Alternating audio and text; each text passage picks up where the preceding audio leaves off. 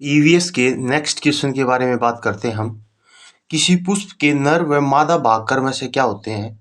तो पुंकेसर और स्त्री केसर होते हैं। पुंकेसर तो मेल पार्ट होता है और स्त्री केसर फीमेल पार्ट होता है। गाजर, मूली, शकरकंद, शलजम एवं टेपियोका टेपियोका आदि किस भाग को हम खाने योग्य प्रयोग करते हैं? तो ये आपको पता है, जड़ होती है। गाजर भी एक जड़ होती है, जहाँ गाजर को बोलते हैं अपा शंकु रूपी जड़, ठीक है। और मूली को बोलते हैं तुर्क रूपी जड़, ठीक है। और शकरकंद और शलजम जो है ये भी एक प्रकार की जड़ें हैं।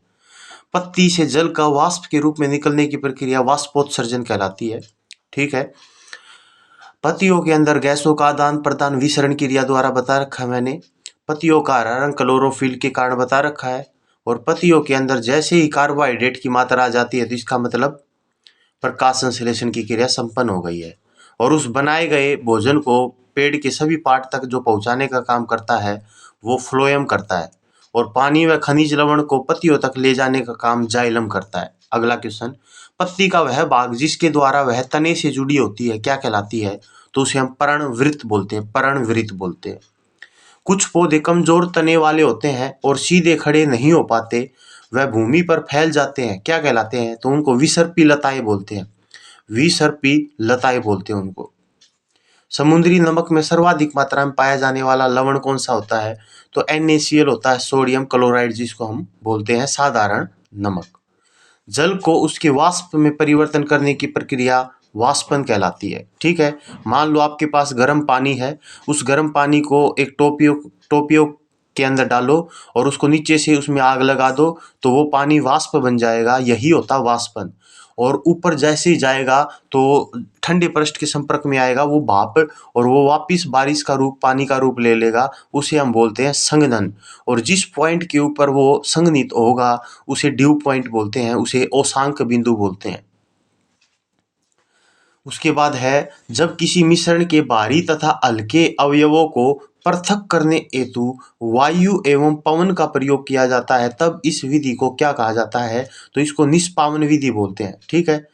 मतलब क्या होता है कि जैसे छाछ लिया जाता है, छाछ के अंदर गेहूं वगैरह डाल के ऊपर से जो उसको डाला जाता है और पंखा चला दिया जाता है तो जो धूलकण है वो दूर चले जाते हैं, तो इस विधि को निष्पावन बोलते हैं, निष्पावन।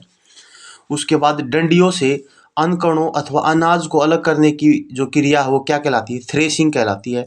थ्रेसर का प्रयोग करते हैं, वो इसलिए करते हैं जो उसकी डंडियाँ, जो भूसा होता है वो अलग हो जाए और गेहूँ साफ हो जाए, उसे हम थ्रेसिंग बोलते हैं। या हम एक काम भी कर सकते हैं कि जो गेहूँ की बालें होती है, बालें, उसको खाट के ऊपर डाल दो और उसको डंडों से पीटना स्टार्ट कर दो, तो वो भी डंडिये और अन्न कणों को अलग अलग कर देगा। उसके बाद अगला क्वेश्चन आपके पास, ऐसे पदार्थ क्या कहलाते हैं जिनसे हम वस्तुओं को देख सकते हैं परंतु स्पष्ट नहीं देख सकते? तो उनको हम पारभासी वस्तुएं बोलते हैं, पारभासी। जिनसे होकर आप वस्तुओं को नहीं देख सकते उन पदार्थों को अपारदर्शी कहते हैं। जो पदार्थ जल में पूर्णतः घुल जाते हैं क्या कहलाते हैं? विलय कहलाते हैं, विलय। एक होता है विलय, एक होता है विलायक, ठीक है। और ये दोनों विलयन में डाले जाते हैं। मतलब विलयन तो एक घोल होता है दो चीजों का, ठीक है। तो उसमें जो विलय होता है वो तो थोड़ी वाली चीज होती है और विलायक ज्यादा वाली चीज होती है, ठीक है। जैसे अगर हम करते हैं, नमक का पानी है, ठीक है, तो नमक का पानी एक पूरा का पूरा विलयन है, उसमें नमक तो विलय है, घुल जाएगा, और जो पानी ज्यादा है वो विलायक है। उसके बाद फ्लैक्स की खेती कहाँ की जाती है? तो फ्लैक्स की खेती जो है वो मिस्र में नील नदी की घाटी में की जाती है। फ्लैक्स है क्या? फ्लैक्स एक पौधा है जिससे प्राकृतिक रेशा बनाया जाता है। धागों से वस्त्र बनाने की प्रक्रिया बुनाई कहलाती है। जो स्वेटर आपकी मम्मी सर्दियों के टाइम पे बनाती थी उसे बुनाई कहते हैं। रेशों से, पहले तो धागों से वस्त्र बनाने की प्रक्रिया, लेकिन रेशों से फिर धागा बनाया जाता है। पहले तो रेशों से धागा, फिर धागों से कपड़े बनाए जाते हैं। तो रेशों से धागा बनाने की प्रक्रिया क्या कहलाती है? तो उसको कताई कहते हैं। पहले कताई करो फिर बुनाई करो।